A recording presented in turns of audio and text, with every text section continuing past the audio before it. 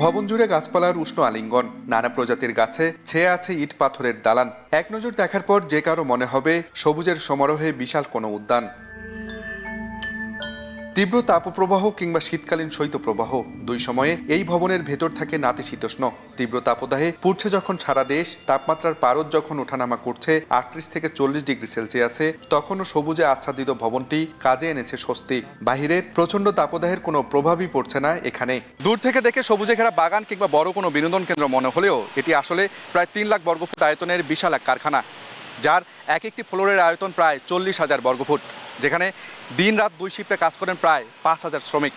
কিন্তু বিশাল এই কারখানায় নেই কোনো এসি, নেই কোনো বৈদ্যুতিক পাখাও। প্রশ্ন হলো, এই অস্বস্তিকর গরমে তাহলে কিভাবে কাজ করেন শ্রমিকরা? জানাবো পুরো বিষয়টি। ১, ২, ৩ ঢাকায় জমি জিতে নিন ১০০% ক্যাশব্যাক সহ ২০ কোটি টাকার পুরস্কার।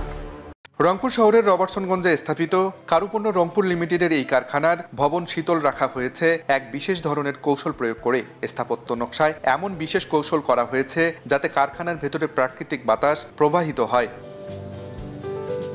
কারখানায় ডাইংয়ের কাজে ব্যবহৃত পানি ঝর্ণা দিয়ে নেমে আসে নিচতলার লবিতে থাকা পুকুরের মতো বড় বড় ৪টি জলাধারে। সবুজ গাছপালা আর এই পানির উপর দিয়ে উড়ে আসা বাতাস ৩৭ ফুট ব্যাসার্ধের ৪টি চক্রাকার শূন্য স্তম্ভের মধ্য দিয়ে প্রবেশ করে কারখানার ভেতরে। ফলে এসি বা ফ্যান ছাড়াই কারখানার বাহিরের চেয়ে ভেতরের তাপমাত্রা ৪ থেকে ৫ ডিগ্রি সেলসিয়াস কমে যায়, যেখানে কাজ করে প্রশান্তি খুঁজে পান শ্রমিকরা। গাছপালা ঠান্ডা, তোমাদের হলো জানলা দিয়ে সবসময় বাতাস আসে, কাজকর্ম করে ভালোই লাগে। কারুপণ্য আসলেই মনটা ভালো থাকে। ফ্যান এসি ছাড়া কাজ করতেছি, কারুপণ্যে গাছপালা আছে বিধায় এখানকে কোনো তাপমাত্রা আমরা বুঝি না। এখানে কত গাছপালা আছে, লতা পাতা আছে এবং জানালা খুলে রাখা হয়, চতুর্থ আবহাওয়া যায়, বাতাস যায়, কোনো গরম লাগে না। কারুপণ্যের বিশাল এই কারখানায় যা তৈরি হয় তার নাম শতরঞ্জি, যা রংপুর অঞ্চলের প্রাচীন ঐতিহ্য।